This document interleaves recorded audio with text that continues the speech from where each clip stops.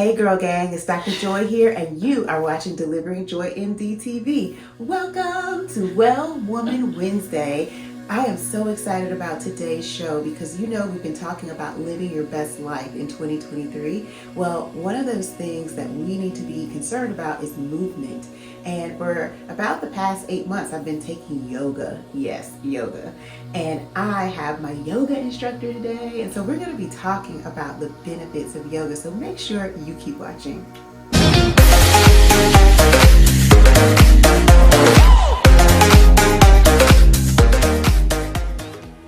All right, girls, we're back. And today I am joined by an amazing individual, my yoga instructor, Joanne Rogers at the Center for Mindful Exploration. Say hi, Joanne. Hello. So I'm so excited that you were able to be here today because I can just say that the benefits of yoga for me have just been amazing. And I'm not really even that good at it, but I love it and I get so much out of the class. So I wanted you to meet my yoga instructor. So Joanne, tell us a little bit about yourself. Okay, so my name is Joanne Rogers. I am the business owner for the Center for Mindful Exploration here in LaGrange, Georgia, Hillside. Let's see, I'm married. I have 3 adult children, 4 grandchildren, and 1 on the way. Oh wow, so fun. Up until 2021, I worked as a corporate trainer. I've been teaching yoga about 13 years on the side, and in 2022 we opened up our own studio and have been going very well ever since. It's been great. Wow, I knew that you had been an educator in the past, but I never knew you were a corporate trainer. I can't see you like in a corporate world because you're so you're so like laid back and calm and zen. So I can't see you like corporate time clock, go, go, go. I can't see that. You seem so cool and calm. Well, it's helped a lot. Yoga helps a lot. I taught people in the classroom, and it's been really good for me. And I think that I've always done some kind of teaching. Mm-hmm. So being able to take the skills that I had as a corporate trainer and the training I had as a teacher, and then combining that with yoga, and just it's a very creative thing. It's fun, and it's nice because in a corporate environment to be able to help people feel relaxed, especially if they're learning something new, and that's very stressful for them. So trying to find a way to help it. That's really neat. And we see a lot of companies kind of moving to this wellness model. Like they want their employees to be able to manage their stress and do this sort of thing. So I can see that. I think that's really cool. So why yoga, and how did you get started? Okay, that's so I never thought about going to yoga, and then a friend of mine said, "Oh, there's a new yoga studio, and you should go." And I'm like, because I was like, yoga, I don't know. She said, no, it'll be okay. You just go. And of course, she wasn't there to go with me. I had to go by myself. But I went, and I can't say it was great. I felt really awkward. I was very weak at that time. I might run or walk, but I didn't do any weight training or anything like that. But what I loved about the environment there was the teacher. And she was just so welcoming. She said, do what you can do. Take a break when you need to take a break. I thought of it as an exercise class. I'd never been to anything like that. I was like, feel the burn, all those keep pushing. Yes. Get it. So that was a shocker. And so I would take a break. And, that acceptance had me coming back. And even though it was really hard, I found myself getting stronger, and it wasn't fast like aerobics, so I wasn't trying to left, right, oh, I'm off the beat. Okay, what are we doing now? But it was a little bit slower paced. I had time to think things through, and I just, it was a really good experience. So I kept coming back because I could just be myself there, and I really, really liked that. And then over time, I thought, I want to learn more about this. And so I began training as a yoga teacher and learned more about the practice of yoga, the philosophy, and things beyond the physical postures, which I really enjoyed as well. Oh, wow. Can you tell us a little bit more about that philosophy, that mental part of it, that kind of mind, body, spirit connection? Ooh, yeah. I'll try a little bit. Okay. There's a lot to it. But I think one of the best things about yoga is that it's about being practical and experiential. So there's emphasis on paying attention to your own experience. So a pose that might be working for me and at a certain point in time might not work for you, for your body in that moment. Maybe you're having a bad day, or maybe you pulled something. And the idea that I'm going to listen to my own self, I'm going to pay attention to what is working for me, that's very different to me. From a philosophical standpoint about being true to yourself and checking in with your own body, so that if somebody comes to me and says, oh, I slept on my shoulder wrong, I say, okay, we'll just take it easy and we'll do, I'll give you some modifications. So that philosophy about being realistic, being very honest, of not pushing past your boundaries is a really important part of the yoga practice to me. So. I think it's interesting that you say that, because I've noticed in classes on some days I'm very bendy and I can do all these, I can really be flexible, and then some days I'm not as flexible. And I, like in class last Saturday, I couldn't even, my forward folds are not as good. But since I've been practicing and coming to class, I've learned not only to not push past my physical boundaries, but also my mental and emotional boundaries. Yeah. And so starting to adopt that idea of what can I handle today? Yeah. What can I do today? What feels good for me today? Has really helped me, not just physically, which I've gotten so many benefits. I see I'm stronger in my weightlifting class because of yoga, but I see the mental strength building as well, and the emotional strength to be able to kind of stick in the boundaries, stay within the boundaries of what is good for you versus overextending yourself. Because a lot of times in class, if I go to the gym, it's oh no, do that extra 5 reps, come on, you got this, you could do it. And it's no, I don't have it, I'm gonna slow down. And some days you might have it, and that's the day you go, you know what, I'm gonna push it a little bit harder today. But it's you deciding to push it, not some kind of, outside force telling you, oh, you've got to do this, even when in your heart this is not the day for me to push it. Right. So to be able to be in tune with yourself, to say, once again, not just my physical, but also emotionally or whatever, that some days you can push it and some days you can't. Yeah. And what's so interesting is science has been developing tools for us to understand our body battery, when our body battery is low versus when it's high. Yeah. And a friend of mine that I talked to a few months ago was telling me they were actually starting to put this on a smartwatch. Okay. And so that you could actually look at your smartwatch and tell what your body battery was on for the day. And so you might want to work out, but your body battery is low, so you might really need to take a nap or have a snack, or and so I think that's a great part of yoga, because it kind of teaches us to check in with ourselves and be honest about what we can do and what we can't. And just kind of, do you need a block? Do you need something to assist you? And that's what I really love about it. So can you tell us a little bit about the benefits of yoga that you've seen in your own practice? And then maybe in your students, watching us grow as amateur yogis. Okay. So, and I do have a list, if you wanted, of some benefits that have some research base. I'm going to do anecdotally for me.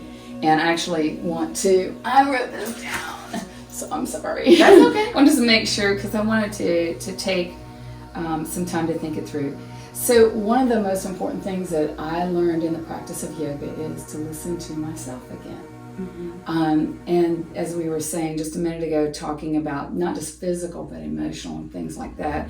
So when I feel like it's time to make a change in my life, it's a change that's in alignment with my values and with what I think is right. And I think that's really important. I've learned to pay attention to my body. and that helps me keep in touch with my emotions. So some people are really in touch with their emotions and some people are not. I'm in that second group usually. But our emotions are expressed in physical sensations. So paying attention to my body connects me to my emotions. That connects me to the world around me, helps me think things through, because emotions are another type of information to help us live our lives. So that's been a big help for me to do that. And then by being in touch, I'm better able to respond to things. I'm not overreacting to things that happen. I can go, wow, you're really mad about this at this moment. I still get mad. It's not that I don't have emotions. It's just how I respond to them. And we were talking about that. If you missed our last episode when we were talking about meditation, about the space between stimulus and response. That's it. And deciding how to respond. And we have a response ability, right? Yeah. We can respond the right way, or we can go way left. And that space is where we get to take a second and check in and think about it before we respond. That's pretty much it, exactly. And it's just a really nice place. Now, when it comes to, and then I also want to, and so it's also made me closer to my husband. Really? Yes. And we've learned to be really honest about how we're feeling. And I think that's important because it's not just about ourselves, but how we relate to other people. So if I'm in a really bad mood, and it's not really his fault, but in the past I might want to take it out on him. But now I can sit back and go, you're getting mad over that same thing that he does every day. Maybe it's not that thing he's doing, maybe it's something else. So we're able to be more honest with what's going on inside us, to say, it's not you, I'm really mad because of something going on at work, or it's not you, I don't know what's going on today, but I'm just in a bad mood. And I think that is a huge help, just to be honest about our emotions. We don't have to pretend, because then I don't have to take it out on him. It doesn't, because sometimes when we're in an uncomfortable space emotionally, we just want to get rid of it some way. In some ways, it's yelling and screaming. In some ways, it's being mean, doing passive-aggressive things. Yes. So it changes that. So I wanted to mention that. But when it comes to people in class, the other night, someone said, this just restores me, this 1 hour. I just feel so much better after I do this. But other things that have come up, and I just wrote them down, a lot of times has to do with breath. A lot of people hold their breath, and this is stressful. They'll start to pay attention to their breath. They'll learn to exhale and start to breathe again, or just relax. So the breath has been a big piece that I've gotten feedback on. And then some people have improved sleep. Some people actually use recordings of my meditation to put them to sleep, which... Wow. Yeah. So, are those out there? Where are they? Because I would totally use them. Okay, so this was a workshop I did, and so I'm hoping to have some more of those things out as we build up our online, I don't know what you call it, presence or whatever. But hopefully having that, but that's a joke. She's not supposed to, but if it helps you sleep, it helps you sleep. It's good stuff. I've had a couple of students who've been able to adjust their medication just because their stress levels have come down, and to be able to make some make some adjustments to medicine under the care of their doctors. They're not just doing this, like going, oh, I don't need this anymore, but they're making some adjustments with their doctors. And then for a lot of, especially older adults, balance. They're a legitimate fear of falling. Right. And since yoga has a focus on learning how to balance and working with your balance, that's been a big help. I think one of the best things recently is a friend of mine that's been practicing yoga and meditation now for probably 8 to 10 years. Their family is going through a major crisis. And in the past, they would have handled it very differently. But because of mindfulness, because of meditation and yoga practice, she's handling it very differently. And it is very healing, what's going on in their family. And I think that's really exciting. It may not happen for everybody, but that's very rewarding. Definitely. I can just say personally, so many benefits from mobility to flexibility to balance. But I would agree with the student who said it's restorative. Like I can tell if I miss class for a couple of sessions, I'm like, oh my gosh, I gotta get back to class because it just kind of brings me back to ground, to center, like when we're doing yoga. And then after you practice for a while, you start to see that off your mat. You start to be able to go, you know, I do this in the classroom, I can do it here and now. I can bring myself back. And that's when it becomes a lot more powerful, when you take it off your mat out into your life. Yes, Yeah, absolutely. And so, you know, what is that space? Like, how do you take it off the mat? How do you bring that space of meditation back? Like, do you have advice for folks who maybe struggle with quieting their mind and getting back to center? Okay, yeah, so meditation, wow. Meditation's hard for a lot of people, you know. You often say Shavasana is the hardest pose. And Yeah. Shavasana is where we actually just lay still, be still and quiet, and just try to check in with our bodies. And so that 5 minutes, I would rather do planks. You know? For a lot of people, that's true, and it's hard.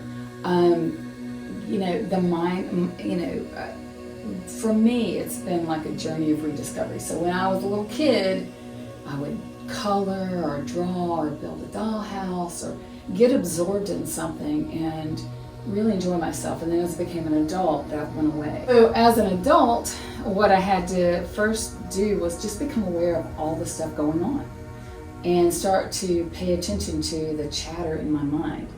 And once you start paying attention, it's like watching your in-laws argue. It's the same argument over and over again. And you're looking at it going, I'm always thinking this, or this keeps coming up. And you start to notice, or at least I did, I started to notice the patterns. And then it's like, okay, so now I start to notice it. Now I'm aware of what's going on. And I can start to address some of those things. When it comes to meditation, my mind, if I sit down, it usually will start to fly off in all different directions. That's the way my mind works. So yoga has offered me lots of different approaches to meditation. So it might be a guided meditation. I do some different practices to kind of ground me. And then once I feel grounded, then I can be quiet and have that open mindfulness style meditation. So there are different practices because people are different, and yoga doesn't have just like this one way of doing things. It offers you different options. I love that. I really do love that. So tell me a little bit about the work that you're doing at the Center for Mindful Exploration. Like, it's such a neat studio. I love going there. And you know, what were your hopes when you opened this center? Okay. So I've got this background in training and workshops and helping people with skills. And I like teaching yoga. And I met Susan, and I'm not good with dates or times, but we've been working together for a while to come together and offer things to help build up a mindfulness community. People who are interested in mindful practices like meditation, who want those skills to help improve their lives. So we started working together, both of us. She's got her full-time doing therapy, so therapy is one component of that. And then of course I worked, and we were looking to find ways to do more. So we would do workshops, we do silent retreats and things like that. In 2021, I decided it was time for a change for me to leave my job, and I started making those plans. Susan and I had this idea we would expand where we were, but that didn't work out. And but the studio did. And it just kind of came together like that. It came together in March of 2022, and we were able to open it. So I think it's wonderful having a space to let people come and just be at ease, and then offer yoga offer meditation, offer workshops to help people. Susan also does supervision for therapists, so we do continuing education for therapists and work with a couple other groups here in town. So my dream is to continue to equip people with skills that help them live their lives, help them. So from the physical posture stuff, we're going to be doing some alignment things, helping people more embody the pose in their own, to do it that in a way that works for their body. I'm going to be offering a breath work course on the essential breath for calm and focus coming up in February. So, oh wow! So you got to make sure you check that out. Yeah. Guys. So we've just got some different things. We've got our exploration series exploring mindfulness through the arts. So. Oh wow, that's going to be super cool. So. Yeah. We have just a couple minutes left, but I wanted to address those folks out there who may be watching who are thinking that they can't do yoga. Okay. And I know that you offer some adaptive courses and some modifications for people who need to use a chair. Tell me a little bit more about that, or tell people like how to get started. Yeah. Okay. Yeah. So I want to say this first. It's really important if you're interested in getting involved in a physical yoga practice. If you have any health concerns or if you're pregnant, it's important to check in with your healthcare provider because sometimes yoga, the physical postures, may not be safe.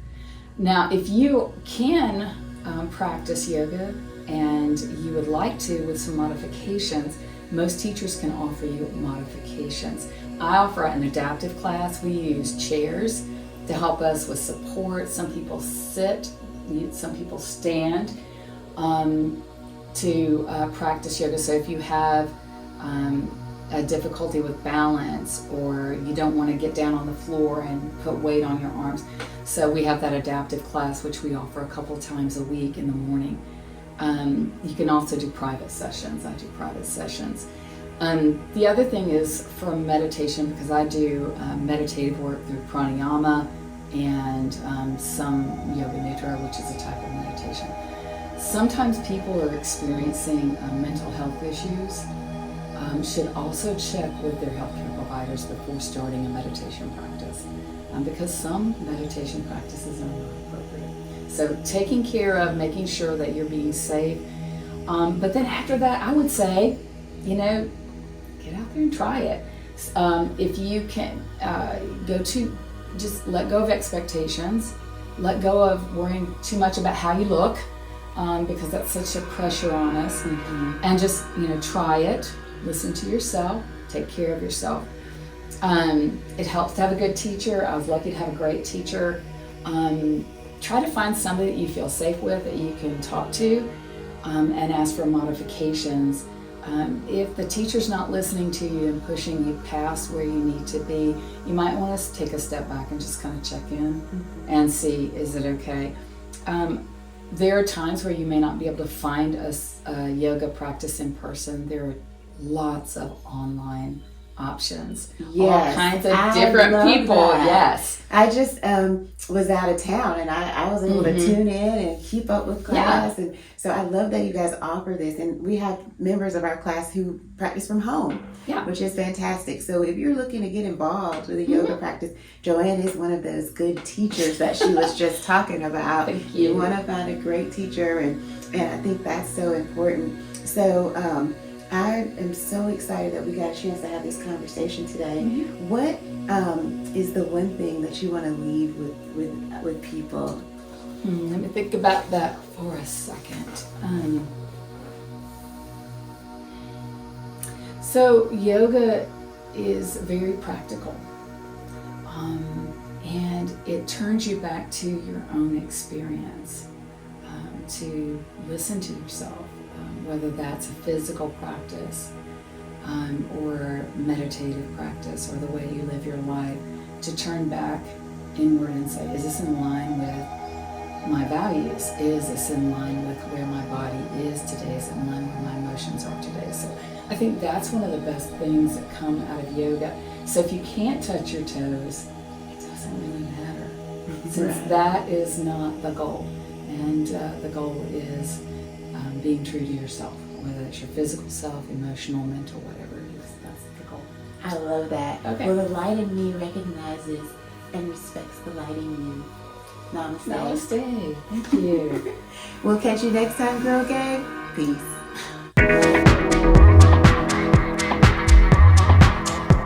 Hey Girl Gang, it's Dr. Joy here, and you are watching Delivering Joy MD Girl, it's 2023 and we are bringing all new content. So make sure you're staying tuned on BTV and on YouTube because we've got lots of fresh topics, new videos, great interviews, and lots of women's health education for you. You do not want to miss this girl talk, honey. So make sure you're staying tuned. Peace.